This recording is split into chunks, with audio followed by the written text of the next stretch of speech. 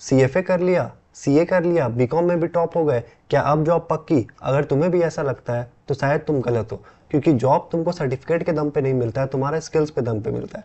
Certificate तुमको एक limit तक ही पहुंचा सकता है, उसके आगे पहुंचाना स्किल्स का काम है। तो आज के वीडियो में हम लोग ये डिस्कस करने वाले हैं कि कौन सा स्किल्स पे तुमको फोकस करना चाहिए ताकि तुम अपना ड्रीम जॉब या तुम फाइनेंस के इंडस्ट्री में आगे बढ़ सको। तो आज का वीडियो बहुत इंपॉर्टेंट है उन सभी स्टूडेंट के लिए जो फाइनेंस पे अपना करियर बनाना चाहते हैं। तो वीडियो को एंड तक देखना, क्योंकि आज हम लोग वो 5 स्किल्स पे डिस्कस करने वाले हैं जो कि इंपॉर्टेंट है बहुत ज़्यादा तुम लोग को गेन करना, और तुम लोग जितना जल्दी गेन कर लो तुम लोग उतना ही ज़्यादा आगे चल जाओगे अपने करियर में। तो बिना किसी देरी के चलो स्टार्ट करते हैं। तो आज के वीडियो में हम बात करेंगे 5 मेन स्किल्स के बारे में जो एक फाइनेंस स्टूडेंट को आना ही आना चाहिए अगर उसको करियर में ग्रोथ चाहिए तो।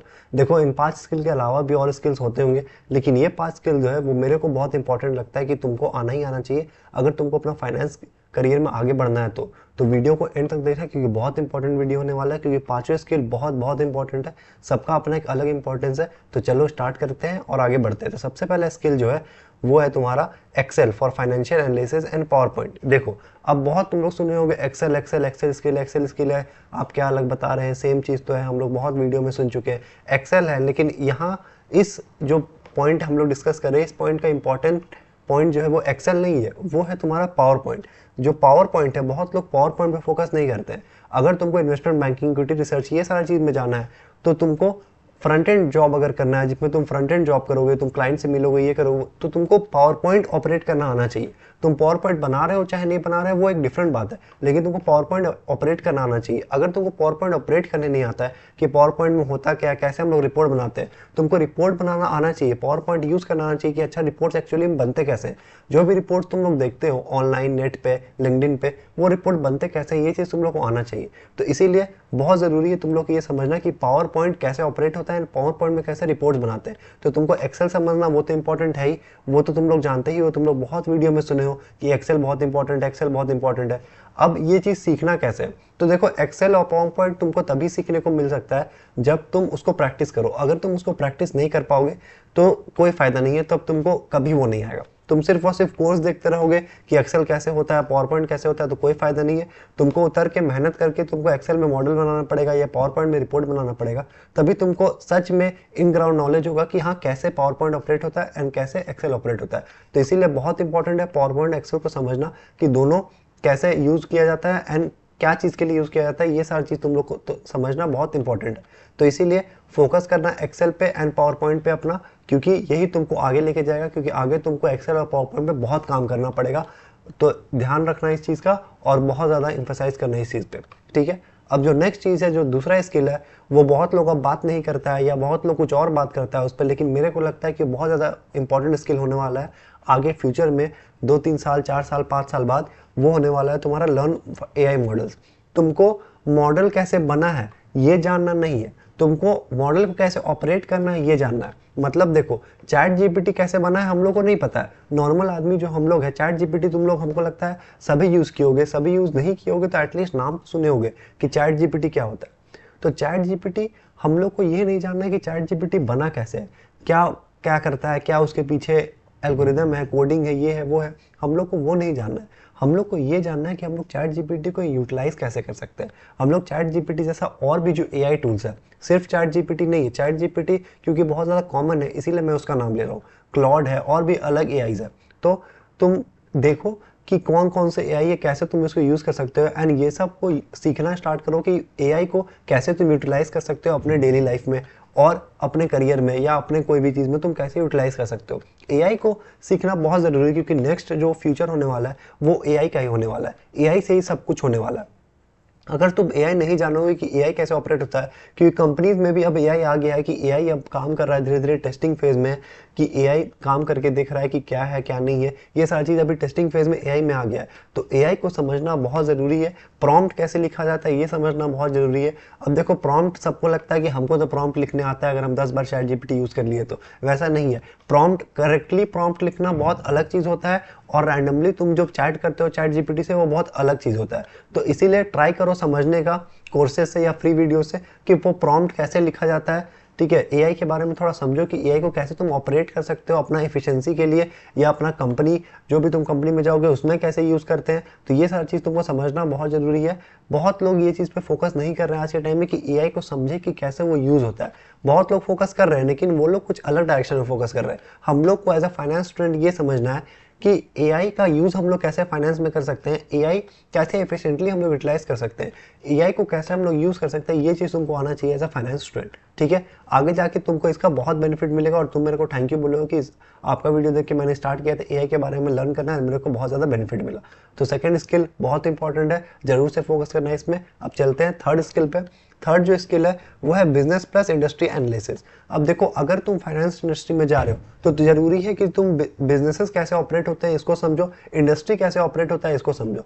तुमको समझना चाहिए कि अच्छा इंडस्ट्री ऐसे ऑपरेट होता है, इंडस्ट्री में क्या होता है, ये कैसे होता है इंडस्ट्री में, वो कैसे होता है इंडस्ट्री में, बिजनेसेस कैसे ऑपरेट करते हैं, बिजनेस में रेवेन्यू जनरेट होता है, जो पैट होता है प्रॉफिट आफ्टर टैक्स, वो और कैश फ्लो इक्वल क्यों नहीं होता है, कैश फ्लो और पैट अलग अलग क्यों होता है, ठीक है, दोनों में क्या डिफरेंस होता है, सीएफओ क्या होता है, वो पैट से कैसे डिफर करता है, ये सारी चीज़ तुमको समझना जरूरी है। ये होता है बिजनेस का अंडरस्टैंडिंग कि बिजनेस ऑपरेट कैसे कर रहा है, बिजनेस आखिरकार रेवेन्यू जनरेट कैसे कर रहा है, बिजनेस अपना एक्सपेंस कैसे कर रहा है, क्या चीज में खर्चा कर रहा है। जो भी तुम बिजनेस एनालाइज कर रहे हो, क्या वो बहुत ज्यादा केपेक्स करता है, केपेक्स करता है मतलब जमीन खरीदता है, बिल्डिंग खरीदता है, ये वो फिजिकल केपेक्स बहुत ज्यादा करता है, ऐसा कुछ करता है, या फिर वो आर&डी में रिसर्च एंड डेवलपमेंट में ज्यादा केपेक्स करता है। ये सारा चीज तुमको समझना चाहिए कि बिजनेस आखिर ऑपरेट कैसे करता है, उसका रेवेन्यू कैसे जनरेट होता है, उसका कैश फ्लो कैसे जनरेट होता है। ठीक है, फ्यूचर में बिजनेस में क्या ग्रोथ है, इंडस्ट्री सेम चीज इंडस्ट्री में रिलाई करता है कि इंडस्ट्री के की प्लेयर्स कौन है, इंडस्ट्री कैसे ऑपरेट करता है। ये सारी चीज़ तुमको समझना बहुत ज़रूरी है। अगर तुमको एक अच्छा अंडरस्टैंडिंग चाहिए और अच्छा करियर चाहिए फाइनेंस में, तो ट्राई करो समझने का, बिजनेस के बारे में पढ़ने का एंड इंडस्ट्री के बारे में पढ़ने का। कोई भी एक इंडस्ट्री लो एंड उसके बारे में अच्छा से रिसर्च करो कुछ दिन तक, ताकि तुमको पूरा इन एंड आउट उस इंडस्ट्री के बारे में समझ आ जाए। तो ऐसे करके तुम स्टार्ट कर सकते हो अपना journey towards understanding about industry and businesses. तो बिजनेस एंड इंडस्ट्री को समझना बहुत जरूरी है। एज अ फाइनेंस स्टूडेंट तुमको समझ आना चाहिए कि बिजनेस, इकोनॉमी, ये सारी चीज़ में हो क्या रहा है। थोड़ा न्यूज़ को ट्रैक करो, समझो कि इकोनॉमी में क्या चल रहा है, इकोनॉमी में इन्फ्लेशन चल रहा है कि इकोनॉमी भी ठीक चल रहा है, क्या रेट कट होने का चांसेस है, रेट कट होने का चांसेस नहीं है, अगर आरबीआई रेट कट करता है तो क्या इंपैक्ट होगा, आरबीआई रेट कट अगर नहीं करता है तो क्या इंपैक्ट होगा। ये सारी चीज़ तुमको थोड़ा समझना जरूरी है। एज अ फाइनेंस स्टूडेंट तुमको ये चीज़ समझ आना चाहिए कि क्या चीज़ का क्या इंपैक्ट हो सकता है।